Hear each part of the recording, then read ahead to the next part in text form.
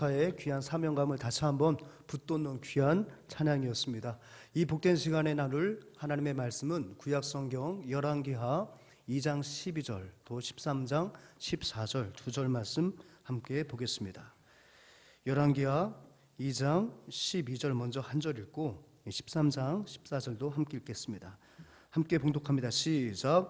엘리사가 보고 소리지르되 내 아버지여 내 아버지여 이스라엘의 병거와 그 마병이여 하더니 다시 보이지 아니하는지라. 이에 엘리사가 자기의 옷을 잡아 둘로 찢고. 아멘. 우리 13장 14절 말씀 함께 읽습니다. 시작. 엘리사가 죽을 병이 들에 이스라엘 왕 요아스가 그에게로 내려와 자기 얼굴에 눈물을 흘리며 이르되 내 아버지여 내 아버지여 이스라엘의 병거와 마병이여 하매. 아멘. 오늘은 스승의 주일입니다. 스승의 주일이 되면 늘 해마다 늘 돌아오는 그런 날이긴 하지만 그래도 또 스승의 날이 되면 그동안 저를 가르쳐 주셨던 많은 선생님들, 많은 은사님들을 한번 떠올려 보게 되는 것 같습니다. 여러분 어떻게 그날에 한번 떠올려 보셨습니까? 아니 그날에 워낙 사는 게 바빠서 떠올려 보지 못했다면 오늘은 한번 여러분들 지금까지 이와 같은 모습으로 만들어 주시고 또 이와 같은 모습으로 성장할 수 있도록 많이 격려해 주셨던 그 은사님들 한번 떠올려 보며 또 그러한 은사님들을 때에 맞게 만나게 해주신 그 하나님께 감사하는 복된 주일이 되었으면 참 좋겠습니다. 저도 이렇게 부족하지만 또 여기까지 올 동안에 저에게도 많은 은사님들이 계셨습니다.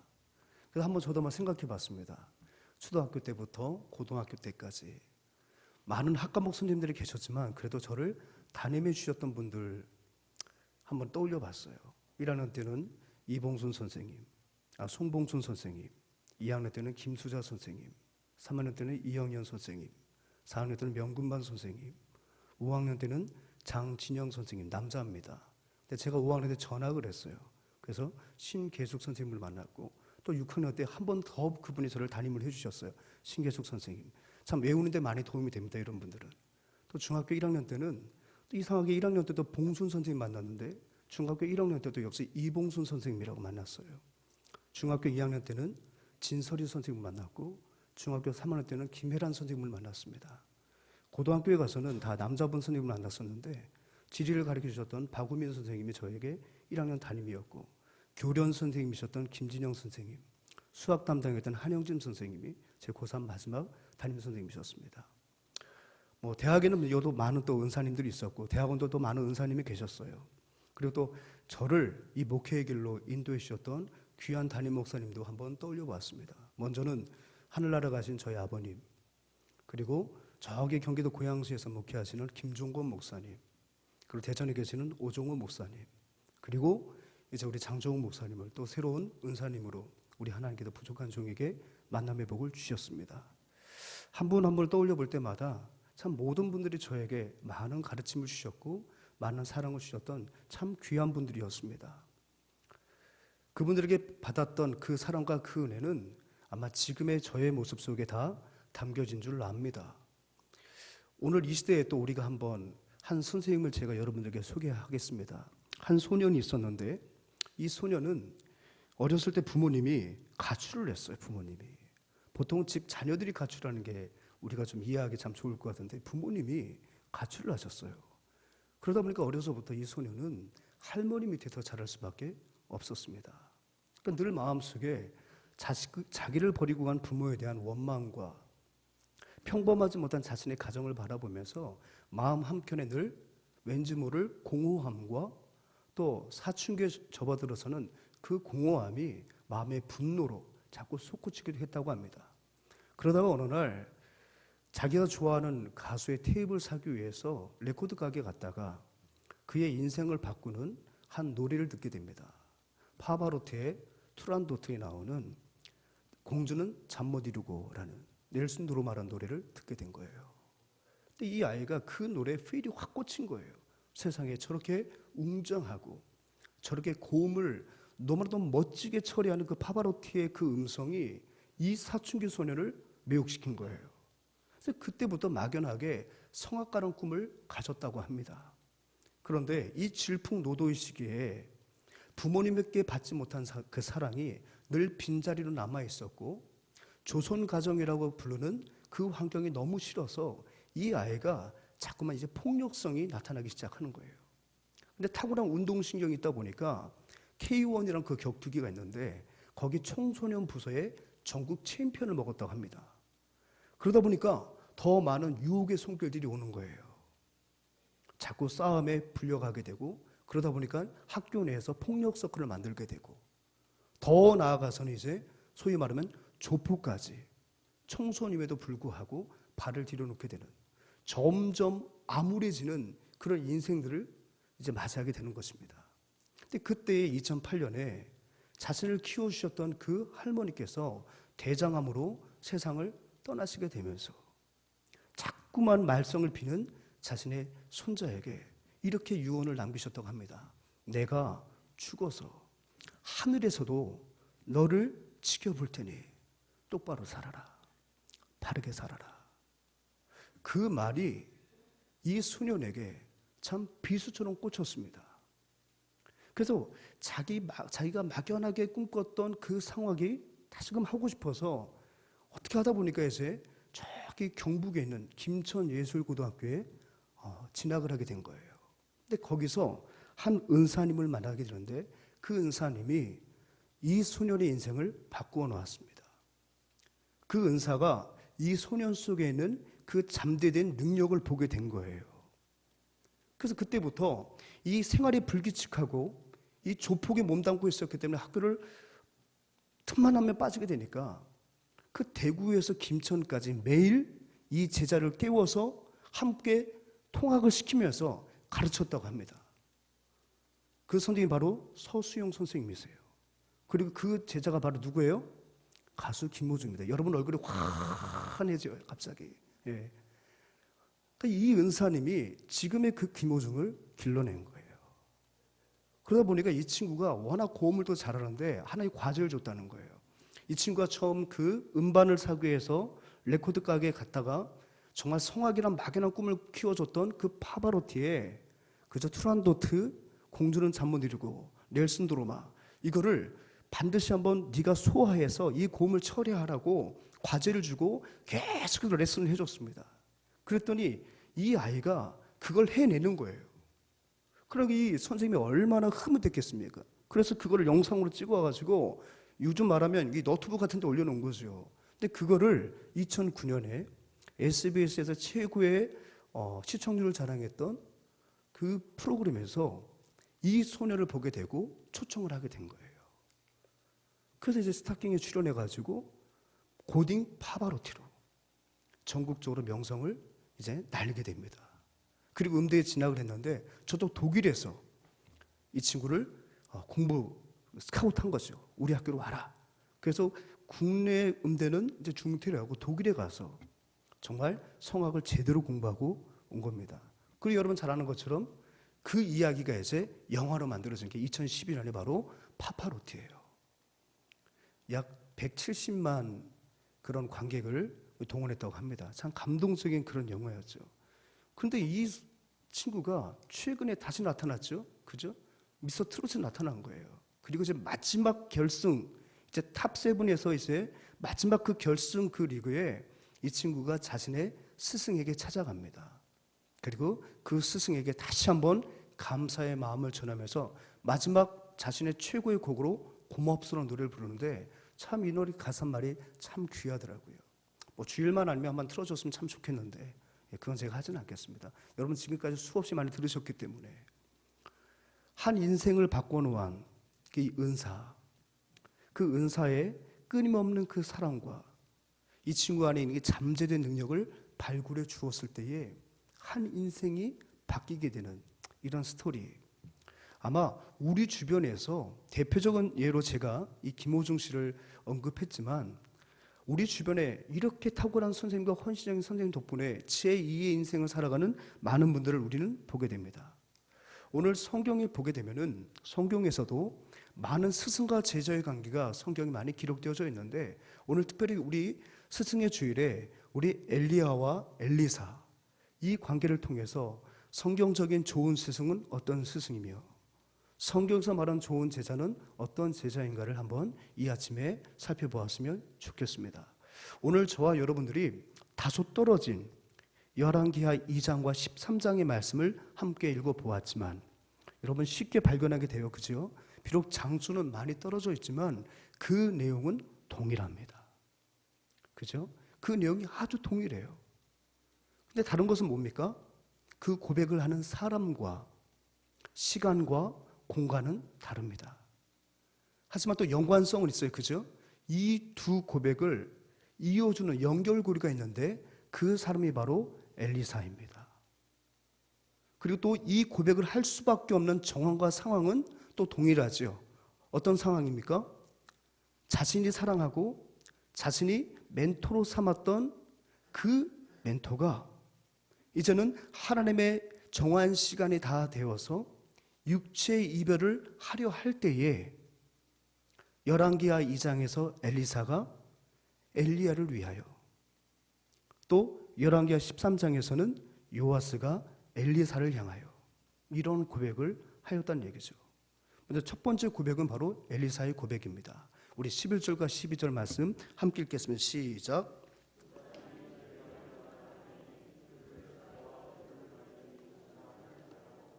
엘리야가 회오리 바람으로 하늘로 올라가더라. 엘리사가 보고 소리칠 때 내 아버지요 내 아버지요 이스라엘 병거와 그 마병이 하더니 다시 보이지 아니한지라. 이에 엘리사가 자기 옷을 잡고 둘로 찢고. 아멘. 여기도 특별히 보게 되면은 지금 이 엘리사가 자신의 스승이 죽음을 맛보지 아니하고 이 땅에서의 삶을 다 감당하였기에 우리 하나님께서 그 엘리야를 이제 하늘로 올리시는 거예요. 엘리야가 곧 하나님께서 자신을 올리실 것을 알고 엘리사를 데리고 다니면서 결국에는 이 엘리사가 엘리야의 갑절의 영감을 구하게 되고 또 그것을 하나님께서 허락하셨을 때에 비로소 이제 하나님께서 엘리야를 하늘로 끌어올리시는 겁니다. 비록 마땅히 인생들이 가야 할 길을 가는 것이지만 떠나보내는 그 제자 입장에서는 얼마나 많은 애통함과 얼마나 많은 아쉬움이 있겠습니까? 그래서 하늘로 올라가는 자신의 은사를 바라보면서 이렇게 외쳤던 것입니다. 내 아버지요 내 아버지요 이스라엘의 병거와 마병이요. 지금 이 엘리사가 하늘로 올라가는 엘리야를 향해서 지금 뭐라고 말하고 있어요? 내 아버지요 내 아버지요 이스라엘의 병거와 마병이요. 아버지라고 불렀고 이스라엘의 병거와 마병이었다고 지금 하나님께서 올리시는 엘리야를 향하여 그는 외치고 있습니다. 아버지라는 말과 병거라는 말과 그 마병이라는 지금 엘리사가 그를 향하여 애통함 불렀던 사용했던 이 단어는 엘리야의 이 땅에서의 모든 사역을 함축적으로 담아낸 그런 말들이에요. 특별히 여러분, 이스라엘의 병거와 마병이다. 고대의 전쟁에 있어서 가장 가공할 만한 위력을 나타냈던 병기가 있다면 바로 무엇이겠습니까? 병거와 마병이에요. 그 나라에 얼마나 많은 철병거를 가지고 있느냐, 얼마나 많은 또 기병대를 소유하고 있느냐, 그것에 따라서 전투력이 측정이 되는 거예요. 오늘날에는 첨단 과학 무기가 굉장히 많지 않습니까? 제가 섬기던 교회에 많은 교우들께서 ADD라고 해가지고요, 요즘 뭐 그것이 유치했네 어쨌네 해가지고 좀 여러 수사도 받고 좀 골치 아픈데요, 국방연구소, 국방과학연구에서 종사하시는 분들이 굉장히 많았어요. 왜냐하면 그게 대전에 있거든요. 그러다 보니까 각자 분야가 다 달라요. 근데 그게 기밀이에요. 내가 지금 어떤 무기를 개발하고 있는지 같은 교우들끼리도 서로가 이야기를 하지를 않아요. 그래서 이제 알죠. 몇 번 물어보면 저는 사실은 미사일 담당입니다. 저는 레이저 담당입니다. 저는 자주포 담당입니다. 다 분야들이 달라요. 근데 그분들이 첨단 무기를 막 만들어내고 있는 거죠. 우리나라의 국방에 어떤 가장 선봉에 서가지고 우리나라 국방력을 향상시켜서 참 많은 노력들을 합니다. 그러니까 오늘날도 마찬가지예요. 그 나라의 국력은 당연히 경제력도 있겠고 인구수도 있겠지만 과연 그 국방력을 측정할 때 가장 척도는 어떤 무기를 가지고 있느냐예요. 그러니까 그 당시에는 마병이라는 그 말을 타고서 전쟁을 수행할 수 있는 그 마병 그리고 병거는 최고의 무기였습니다. 그런데 지금 그 엘리사가 자신의 은사에 대해서 당신은 우리 민족의 병거였으며 당신은 우리 민족의 마병과도 같은 존재였습니다. 떠나가는 은사를 바라보면서 그의 모든 생애를 이 단어에 함축적으로 담았다는 사실입니다. 그렇다면 그 엘리야의 어떤 인생의 흔적들을 가지고 어떤 인생의 모습을 가지고 지금 그의 제자는 그의 은사에 대해서 병거다, 마병이다 이렇게 말을 했을까요? 가장 대표적인 것은 바로 열왕기상 18장에 나오는 이 갈멜산 전투입니다. 당시에는 그 아합이 시집올 때 데리고 왔던 그 바알과 아세라를 섬기는 그 거짓된 그 신들을 섬기는 그 사제들이 온 나라에 가득했고 늘 이세벨과 함께하였으며 심지어는 많은 믿음의 선지자들을 핍박했습니다. 결국 우리 하나님께서 3년 반 동안 우로를 허락지 아니하셨다가 3년 반이 지난 즈음에 하나님이 엘리야를 아합 앞에 서게 만들고 어떤 신이 과연 참된 신인지 한번 갈멜산에서 한번 겨뤄보자. 영적 전쟁이 일어난 거죠. 지금 보시는 저 동상은 실제로 갈멜산 위에 있는 동상이에요. 조금 가까이 당겨보면은 지금 칼을 들고 있는 사람이 누구처럼 보이세요? 엘리야입니다. 그리고 가만히 보면 그 엘리야가 한 사람 밟고 있죠? 그죠? 보이십니까? 한 사람 밟고 있다면 저 밟힌 사람 누굴까요? 바로 아세라를 섬기는 제사장이에요. 여러분 스토리 아시지 않습니까? 결국 우리 하나님께서 하늘에서 불을 내려서 모든 재물을 완전히 다 태워버리셨습니다. 심지어는 도랑까지 물을 채워놨는데 그 물까지 하나님께서 마치 불의 혀가 핥는 것처럼 그 물도 다 마르게 하셨습니다. 그리고 기존 신에게 데리고 와서 그 거짓 신을 섬겼던 제사장들을 거기서 다 죽여버리는 거예요. 지금 엘리야가 하나님의 진노의 칼을 가지고 이스라엘 백성들의 영적인 방어 전술을 유린한 이 바알의 제사장들과 이 아세라의 제사장들을 다 죽여버리는 거예요. 850명을. 바로 그 장면을 갈멜산 꼭대기에 저런 조형물로 해놓았어요. 엄청난 영적 전쟁이요, 이스라엘의 영적 흐름을 바꾸어 놓았던 최고의 대첩이었습니다. 그러니까 우리나라 역사 속에 저게 기록되어졌다면 1대 850 아닙니까? 저건 대첩 중에 대첩이에요. 갈멜산 대첩. 그렇죠, 여러분? 바로 저 사건을 바로 엘리사는 떠올렸던 거예요. 당신이 바로 이 땅의 모든 영적 세계를 혼탁하게 만들고 모든 백성들의 눈을 가리웠던 최고의 대적, 그 우상들을 하나님께서 당신의 손을 통해서 완전히 무참히 짓밟아 놓았. 진정한 당신은 우리 민족의 병거였습니다. 진정한 당신은 우리의 마병이었습니다. 우리 안에 내재되어 있던, 우리 민족 가운데 자리했던 모든 우상들과 거짓된 것들을 다 하나님의 놀라우신 능력으로 밟아세고나요 다시 한번 영적인 그 흐름을 바꿔놓고 오직 하나님만을 섬기도록 만들어놓은 당신은 전사 중에 전사였습니다. 바로 그것이 이스라엘의 병거요, 이스라엘의 마병이요, 이 단어 속에 담겨져 있다는 사실입니다.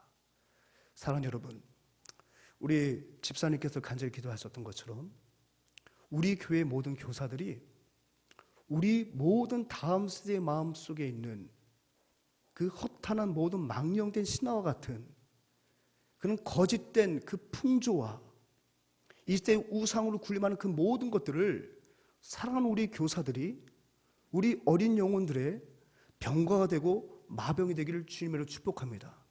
그래서 그러한 모든 것들을 다 밟아세고 나요 우리 사랑하는 다음 세대 우리 자녀들을 오직 하나님만을 섬기는, 오직 하나님의 능력만을 바라보는 그런 자녀들로 길러내는 우리 주님교회 모든 교사 되기를 주님을 축복합니다. 아멘. 두 번째가 뭡니까? 이제 요아스의 고백이에요. 우리가 두 번째 본문 읽었던 열왕기하 13장 14절은 이제 요아스의 고백입니다. 이제 이 요아스가 누구에게 하는 고백입니까? 앞서 엘리야를 떠나보내며 수년 전에 엘리야를 하늘로 떠나보내며 나의 스승이요 나의 아버지요 당신은 이스라엘 병거와 마병 같은 삶을 살았던 분입니다. 그렇게 울면서 스승과의 작별을 구했던 그 엘리사도 세월의 무게를 이기지 못하고 하나님의 정한 때가 되어 이제는 이 세상을 떠나야 할 그 시점에 이르렀던 것입니다. 그 이야기를 요아스 왕이 들었어요.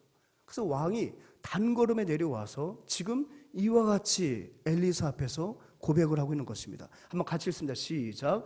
엘리사가 죽을 병이 들매 이스라엘 왕 요아스가 그에게로 내려와 자기의 눈물을 흘리며 이르되 내 아버지여 내 아버지여 이스라엘의 병거와 마병이여 하매 아멘. 이 왕이 내려와서요 그 누워있는 선지자를 끌어안고 눈물을 줄줄 흘리며 이렇게 지금 고백하고 있는 것입니다. 내 아버지여 내 아버지여 이스라엘의 병거와 마병이여. 지금 어찌 보면 본인이 왕이잖아요. 왕이 오히려 백성들의 병거 아닙니까? 왕이 백성들의 마병 아닌가요?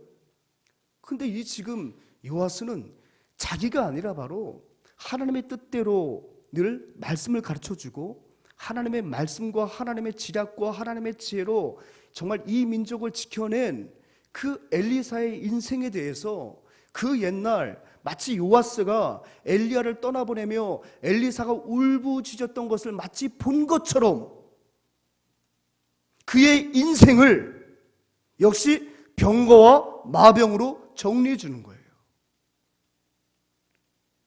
그렇다면 여러분, 도대체 요아스에게는 엘리사가 어떠한 모습들이 각인되어 있기에 지금 그 엘리사의 그 마지막 장면에서 그의 인생을 지금 병거와 마병으로 추모하고 있습니까?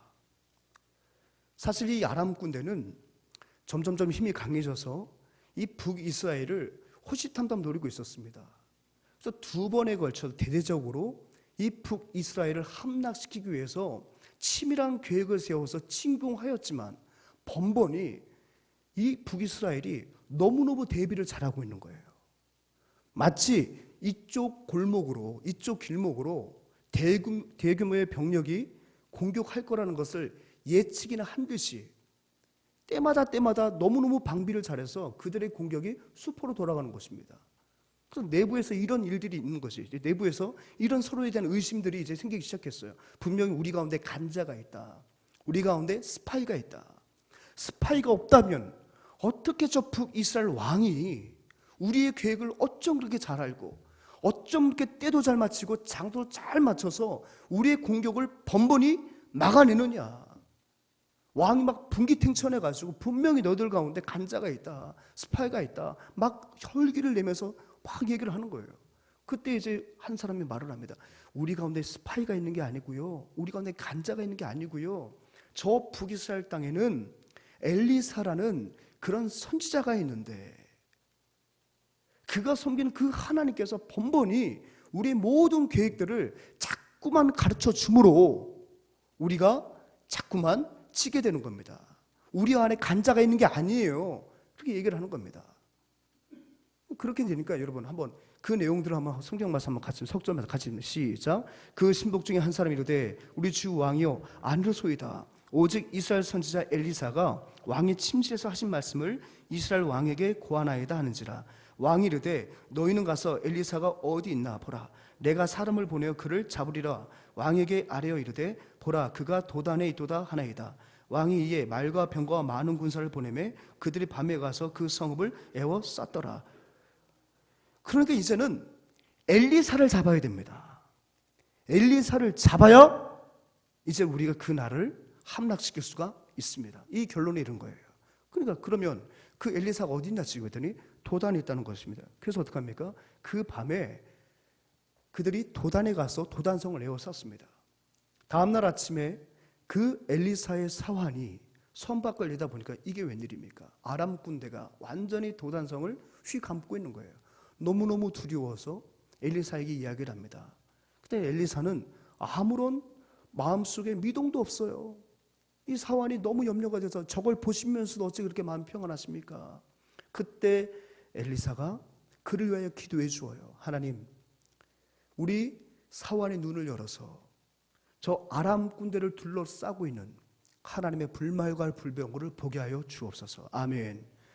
저 그림이 바로 그 그림이거든요. 그래서 이 게하시가 눈을 뜨고 보니까 웬일입니까? 직전까지 보이지 않았던 하나님의 군대가 보이는 거예요. 수많은 아람 군대를 에워싸는 그 하나님 군대의 위용을 보게 된 것입니다. 그 이후에 아시죠? 그들의 눈을 멀게 하셔서 그들을 성 가운데로 유인해 결국 그들을 혼비백산에 돌아가게 만듭니다. 사랑 여러분, 이 놀라운 이 아람 군대의 공격으로부터 이 엘리사가 번번이 민족을 지켜낸 것입니다. 그것을 요아스는 너무너무 잘 알고 있었어요. 그래서 어떡합니까? 그와 같은 고백으로 그의 마지막 길을 애도하고 있었던 사실입니다. 사랑 여러분, 오늘 우리 이 두 고백을 통해서 과연 그렇다면 이 좋은 스승과 좋은 제자를 이 본문 속에서 우리가 어떻게 발견할 수 있겠습니까? 첫 번째, 좋은 스승의 조건은 아비의 마음을 갖는 것입니다.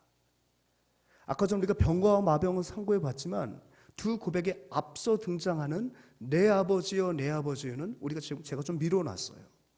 그는 분명히 혈연적인 아버지가 아닙니다. 엘리야와 엘리사는 이름이 비슷해서 형제 아니냐 할지 모르겠지만 형제도 아니고요. 더군다나 부자지간도 아닙니다. 순수하게 스승과 제자요. 하나님께서 만나게 하신 그 만남 속에 있는 섭리적 만남을 가졌던 두 사람에 불과합니다. 그런데 이 엘리사가 자신의 은사를 떠나보내며 제일 먼저 그를 불렀던 말이 내 아버지요, 내 아버지예요. 성경에 보면 우리나라 말하고 히브리하고 좀 비슷한 게 많아요. 우리는 아버지를 우리나라 말로 아비라고 하잖아요. 그죠? 그죠? 아비라고 하는데 구약 성경에서는 아부라고 그래요. 아부. 좀 비슷하죠. 근데 구약 성경에 보면 약 1200회 이 아부라는 단어가 나옵니다. 이 1200회 사용된 용례를 보게 되면 말 그대로 혈연적인 아버지를 향해서 아부라고 써요. 그건 당연한 거죠. 근데 또 어떤 경우에 아부라 말을 쓰느냐?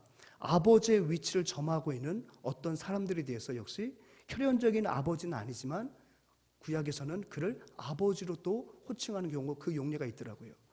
세 번째는 바로 뭐냐면 너무너무 자신을 친밀하게 양육하고 사랑을 쏟았던 그 어떤 존재에 대해서 역시 똑같이 아버지란 말을 쓰고 있습니다.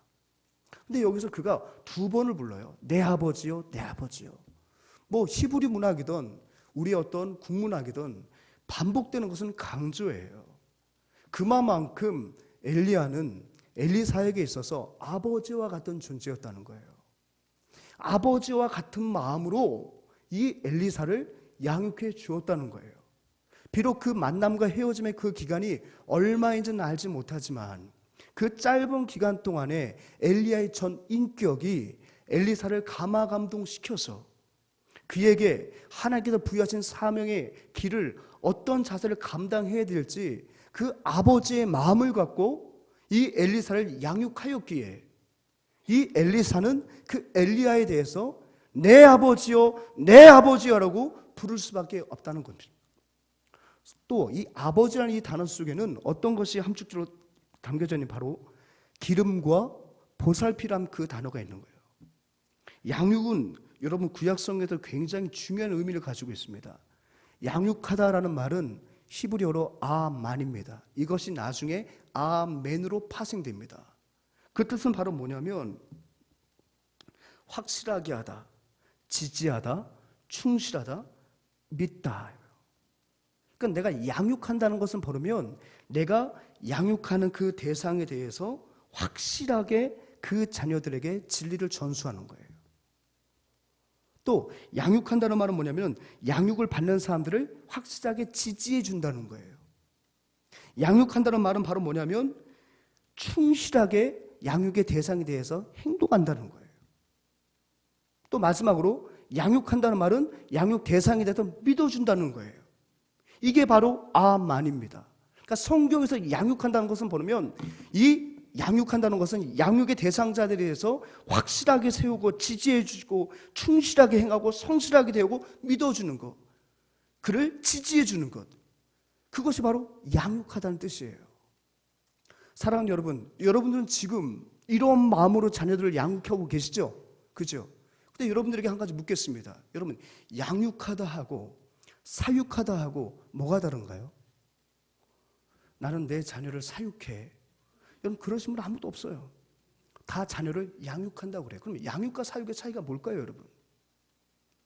사전적 차이도 제가 한번 사전적 의미를 찾아보니까 크게 뭘 이렇게 다를 건 없어요. 제가 국어 사전을 보니까 양육이란 아이를 잘 자라도록 기르고 보살피는 거. 잘 자라도록 기르고 보살피는 게 양육이래요. 그러니까 사육은 뭔가 봤더니 사육이란 짐승을 먹여 기름. 그것도 역시 기름이 있어요.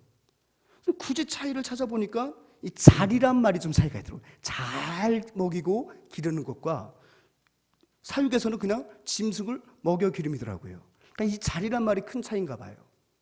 그 잘이라는 것을 성경적 의미로 가져온다면 정말 내 자녀에게 신앙의 믿음을 전수해주고 그 신앙을 확실하게 하고 내 자녀의 믿음을 지지해주고 내 자녀에 대한 나의 태도를 성실하게 하는 것, 이것이 바로 인격적인 양육이더라고요. 제가 그 대전에서 사역을 할 때에 저희 교구에 이 하물을 기르시는 업을 가지신 집사님이 계셨어요. 그래서 제가 충북 옥천 군북이라는 곳에 제 신방을 갔습니다. 왜냐하면 축사를 새롭게 만들었다고 와서 예배를 드려달라는 거예요. 갔더니 한우 99마리가 있어요. 100마리 빠져. 100마리는 잡아 드셨는지 99마리가 있더라고요. 그러면서 예배 후에 축사를 보여주는데 축사가 진짜 현대식입니다. 전 축사하면 그 어떤 생각들이 있잖아요. 냄새도 날 거고 뭐 여러 가지 생각하는데 그냥 여기서 예배 드렸으면 됐지 왜 꼭 나를 속까지 보여줄까 생각하면서 들어갔었거든요. 근데 축사 분위기가 너무 좋은 거예요. 천장도 개폐가 되고요. 날이 좋으면 천장이 쫙 열려서 환기도 시켜주고요. 이 소들이 또 햇빛도 쬐을 수 있도록 해주고요. 또 심지어 놀라운 것은 뭐냐면 아주 최신식으로 온도도 다 측정이 되고요. 물도 나오고요. 엄청난 최신식이에요. 속된 말로 우리 집보다 더 넓어요. 되게 좋더라고요, 되게. 근데 더 놀라운 것은 뭐냐면 음악이 24시간 나오는데 어떤 음악인 줄 아세요?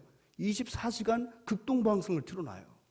그래서 그 집사님이 자랑하더라고요. 목사님, 저는 소를 먹이는데도 말씀으로 먹입니다. 이 소는 우리나라에서 제일 좋은 목사님들 설교를 24시간, 제일 좋은 성가팀의 그 성가곡을 24시간 듣습니다. 그러니까 이 소들이요, 정말 노란 황사가 정말 잘생겼거든요.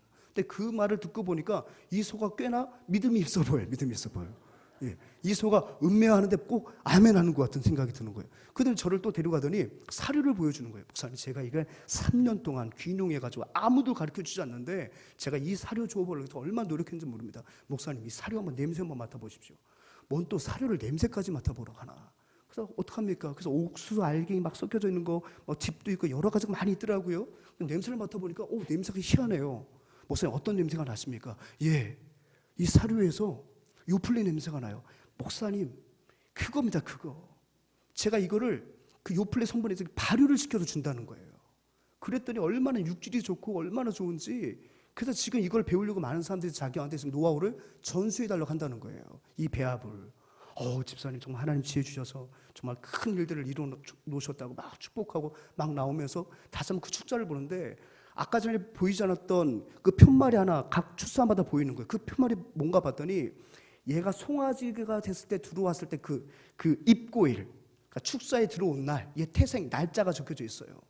그리고 그 뒤에 또 날짜가 적혀있는데 오늘이 아니고 미래의 날짜가 적혀져 있어요. 그래서 이게 뭐냐 그랬더니 얘가 여기 있다가 이제 나갈 날이라는 거예요. 죽을 날. 걔들이 이미 날 받아놓은 거예요. 그래서 나오면서 그래, 결국에는 죄송한 얘기지만 우리 집사님이 이렇게 최신적 설비를 해놓고 사료 개발에 열을 올리고 또 심지어는 이렇게 극동방송도 틀어주면서 말씀으로 먹인 듯 보이지만 목적은 온리 하나 뭐예요? 목적은 뭐예요? 잡아먹으려고 하는 거예요. 잡아먹으려고. 아무리 화려하고 여러 가지 있어도 근본 목적은 빨리 길러서 2뿔, 3뿔, A뿔 해가지고 나가서 그냥 잡아먹으려고. 결국은 잡아먹으려고 기르더라고요. 그게 사육이에요, 여러분. 양육은 살려내려고 하는 거예요. 아멘. 사육은 잡아먹으려고 하는 거예요.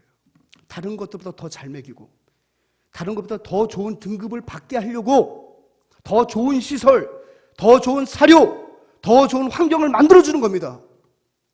한번 그 축사를 나오면서 많은 생각을 했습니다. 제자훈련하는 목사로서 양육과 사육의 차이가 뭘까? 나는 어찌 보면 저 좋은 환경 속의 소보다 우리 자녀들은 평당 깔고 있는 자리가 조금 더 좁은 집에서 살고 있지만, 그래도 내가 내 자녀들에게 양육을 한다고 당당히 말할 수 있는 건 뭐냐면 그리스도의 한 인격으로 길러내기 위해서 나는 몸부림치고 있거든요. 근데 아무리 좋은 환경 속에 산다 하더라도 저 소는 잡아먹기 위해서 하는 거예요. 잡아먹기. 사랑하는 여러분, 여러분들에게 다시 한번 말도 안 되는 질문 해볼게요. 여러분들은 여러분들의 자녀를 사육하고 있습니까? 양육하고 있습니까? 그리스도 안에서 여러분들의 자녀들을 전인격으로 살려내기 위해서 오늘도 지지해주고 믿음을 주고 믿음의 반석에다 확실하게 세우기 위해서 몸부림을 치고 있습니까? 아니면 좋은 환경을 마련해 주었어도 그 환경은 오직 이 아이가 다른 애들보다 더 공부를 잘해서 다른 애들보다 등급을 더 잘 받고 그래서 나가서 세상 가운데 비교 우위를 점하며 많은 사람들에게 A라는 등급의 평가를 받으며 정말 살게 하려고 여러분들이 지금 기르고 있습니까? 그것 때문에 때로는 교회도 포기하게 만들고 예신 등급 잘 받아야 되니까 고등학교 때는 교회 가지 말라고 그러고, 이 아이가 엄마 오늘 시험 공부하려고 교회 안 가고 싶어 이러면 그럼 가지마, 내가 목사님께 얘기 잘해줄게. 여러분, 그러시면서 신앙교육보다는 이 아이의 성적만을 위해서 여러분들이 만약에 매진하고 있다면 내 아이가 영적으로 살아있느냐 죽었느냐 분간하지도 않고 오직 오르는 그 성적을 보면서 아이들의 존재감을 여러분들이 측정하고 있다면 미안한 말이지만 여러분 사육하는 거예요. 사육하는 거예요. 사육과 양육에서는 다른 데인 게 아니에요. 하나님 앞에서 살게 하는 게 양육입니다. 하나님 앞에서 그 영혼은 죽어가는데도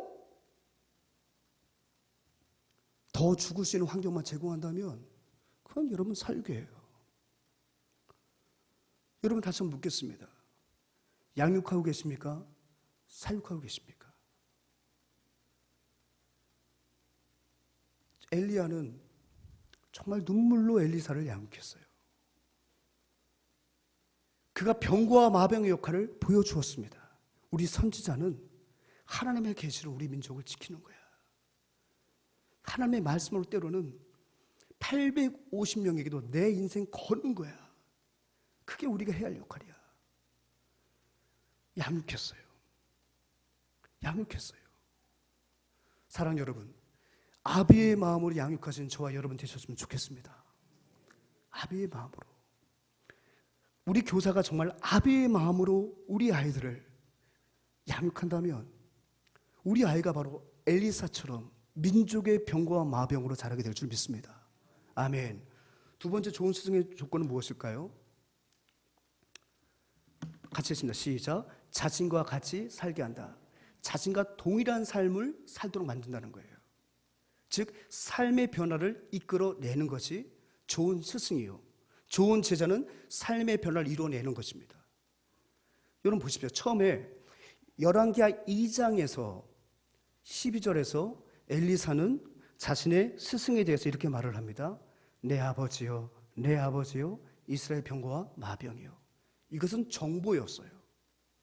자신의 아버지와 같은 은사가 자신과 함께 보여주었던 그 사역 속에서 행했던 모든 일들에 대한 정보가 바로 그에게 입력이 된 거죠. 그래서 그 정보를 가지고 함축해서 지금 내 아버지요, 내 아버지요, 이스라엘 병과 마병이요 평가를 한 거예요. 근데 거기서 그쳤다면 어찌 보면 조금은 씁쓸해요. 근데 중요한 것은 뭐죠? 열왕기하 13장에서 그 엘리사가 자신도 그와 같은 삶을 살았다는 거예요. 아멘. 그러니까 여러분 2장과 13장의 차이는 2장은 정보였어요. 정보. 즉 엘리야가 보여준 거예요. 그 보여준 것이 엘리사의 뇌리 속에 정보로 입력이 된 거예요. 그리고 난 다음에 그 정보가 그를 변화시키는 거예요.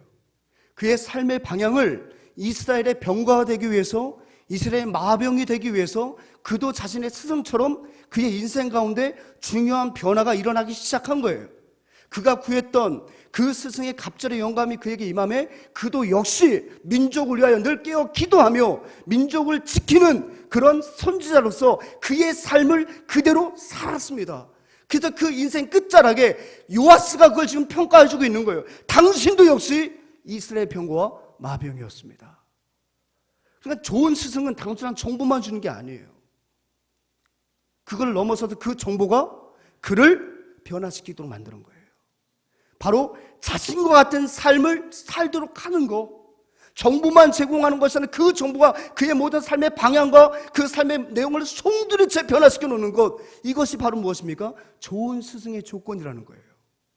저는 우리 주일학교 모든 교사들이 성경에는 정보만 제공하는 그런 교사가 아니라 정보가 우리 아이들 속에 들어가고 우리 선생님이 그 말씀의 정보를 갖고 어떻게 살아가는지를 생생히 보여주는 말미암아 우리 아이들이 정보만 입력하고 살아가는 것이 아니라 그 주어진 말씀대로 그 말씀이 삶이 되어 삶 가운데 그 말씀을 실천하는 그런 자녀들로 길러내는 우리 모든 주님교회 교사가 되기를 주님을 축원합니다.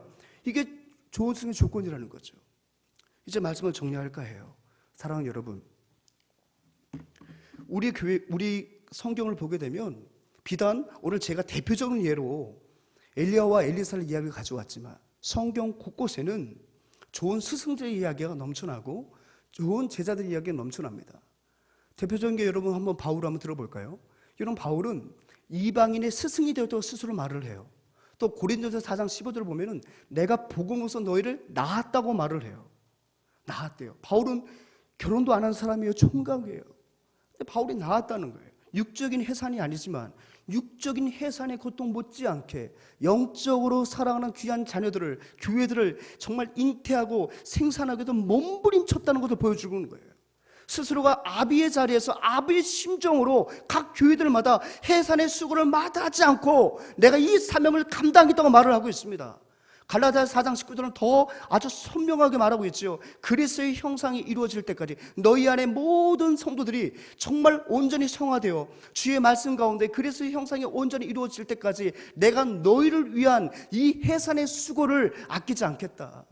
해산의 수고는 뭡니까? 내 자녀들이 정말로 나와 같이 예수님을 본받는 자가 될 수 있도록 내가 내 생일을 불살라서 내 몸이 찢어지고 내 골반이 터지는 그런 고통이 있다 하더라도 그 사명을 감당하겠다는 이 바울의 고백입니다.